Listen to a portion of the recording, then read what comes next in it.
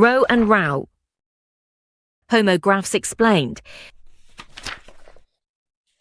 The homograph row as a noun means a line facing one way.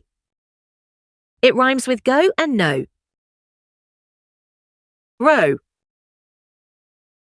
Row. It is also a verb, which means to paddle a boat with oars.